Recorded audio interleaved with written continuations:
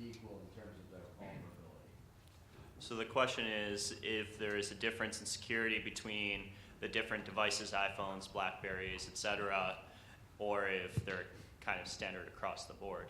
Let's start with Gary. Do you have Well, any comments on in that? my opinion, at the highest level, it's not necessarily the technology, but how you implement that within your environment. Whether you want to go with the iPhone or whether you want to go with the Android is purely a business decision. And I think both can work within an organization, but they can't be implemented in the same approach. So I know that's kind of a cop-out, but I don't, if somebody needs... What about BlackBerry?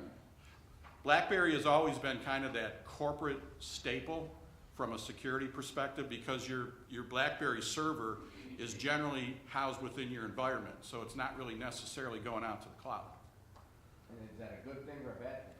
It depends on the organization. You can use cloud services securely, so it's not necessarily a bad thing to use like an iPhone and use a cloud service for that. But you just have to make sure you have the right controls in place to do that. And based on your organization, there may be more risks in going with the iPhone approach or the Android approach, but that's an assessment that the organization would have to do to make that determination. And what about the strength of encryption in these devices? Are they different?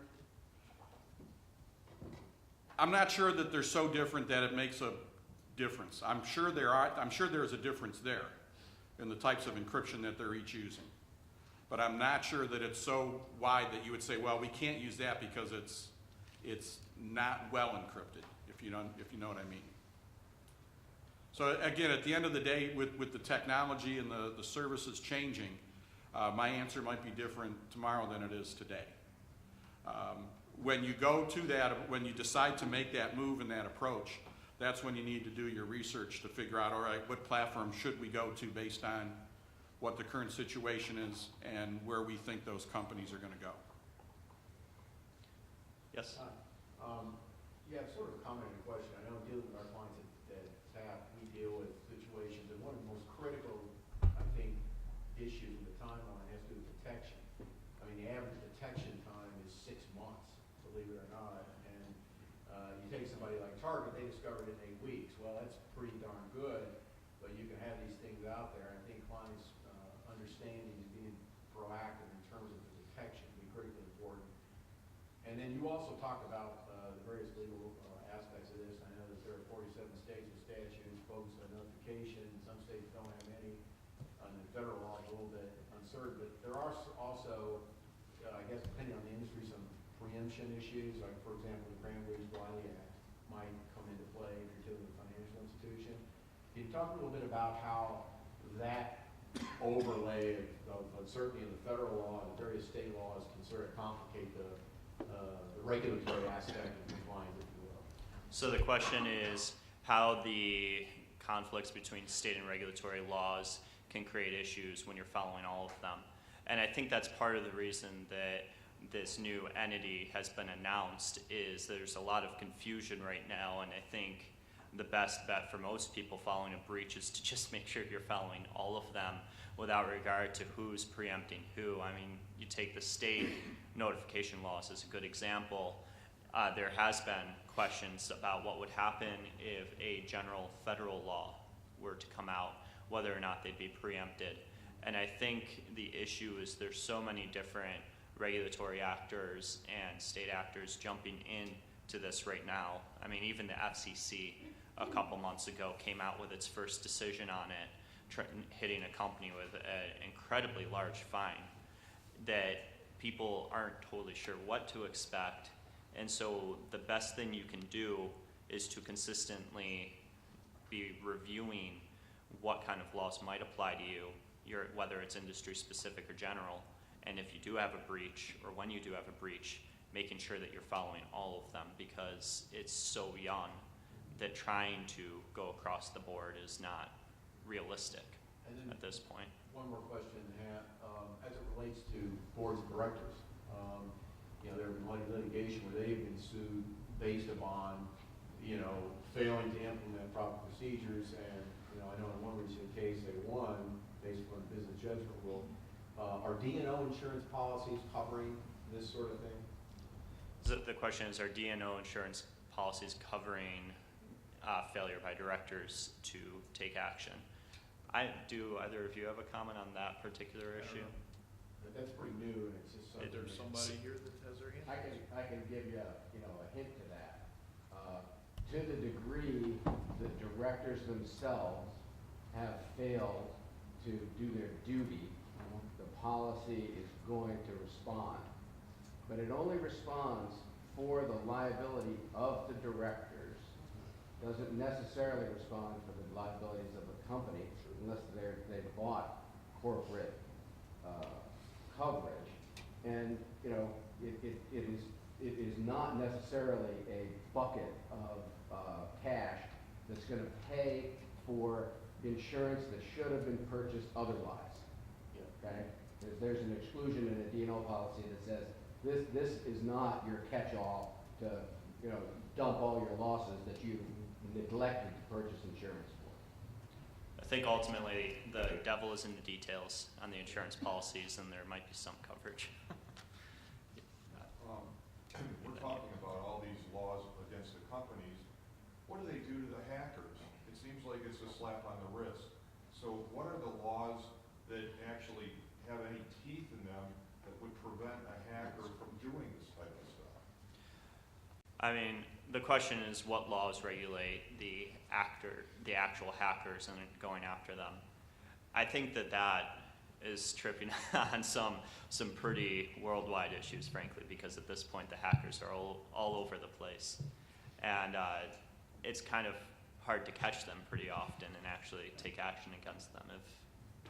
Peter, did you want to? No, I was going to say, when your hackers are in Russia or China, the U.S. laws aren't going to be able to help in that perspective. How about the ones that are here?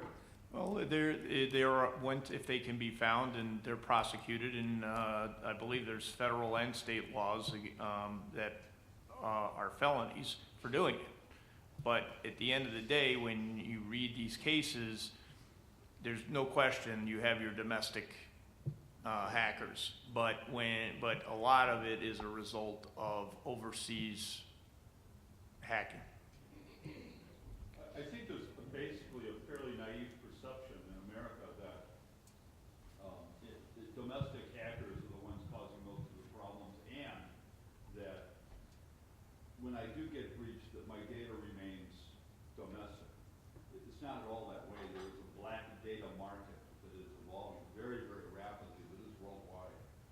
And if they can get your credit card numbers or your social security numbers, in the blink of an eye, they're in Romania. In the blink of an eye, they're in Nigeria. They're being sold, they're being marketed, they're being auctioned on a block. And there's bidders sitting out there waiting for data. So it's becoming, as sophisticated as we're becoming in our protection measures, the black data market is becoming just as sophisticated. So don't be naive and have a perception that it's domestic. I think we have time for one more question. I know you, sir, in front, you've been waiting. So. Yeah, I'd like to ask, what is industry doing, maybe on a priority basis, for the bring your own device security? Now, I'll kind of throw into that, you've sort of written my life. Possibly the largest breach potential, if not actual, that we've had in the history of our country is Hillary Clinton running the international business. This is on a private server of the House. What's industry doing? So the question is, what is industry doing to address the BYOD movement? And I think that across the security board, you're seeing that one of the easy and most common things to do is to take a step back and look at what we were doing a year ago, and that was give them a phone, a company phone. And that we're starting to see an increase in saying, okay, you can sign this stack of documents, giving us complete access and basically making your phone our phone. Or you can have a second phone. Now, do either of you have a... Well, there are some technologies out there that can really help, and I think there's some basic principles around security that we've gotten away from, that I think if we re-employ those will help. and that is protecting the data at its source and not necessarily at the device level. So being more data-centric with our security controls. And by that I mean there are some technologies out there that allow you to access your data on a mobile device in an encrypted, secure fashion, but prevents you from storing that data on that device. So now it doesn't matter if it's your device or the company's device. Yes, you can access it, yes, you can see it, but you can't store it. And if you employ the technology on that device, requiring either a PIN or some sort of access control to activate that device, now you've got a second layer of security there. So there are some things that are happening today that allow us to use mobile devices in a more secure fashion and really take the concern of whether that's a personal device or a corporate device out of the picture. Now, that said, companies really still need to make that decision. What's the risk of allowing this, and what's the cost of implementing those controls? So it's really going back to that risk and reward thing. And working with clients, I've seen a lot of different approaches to making sure that those devices are secure, whether it's at the device level or the data level. Well, I think that's about all the time we have. We promised we'd have you out by 9, and we're a couple minutes past that. So if you have further questions, that all of us will be around for a few minutes after. We'd be happy to answer them. But other than that, thank you all for coming today, and we appreciate you listening.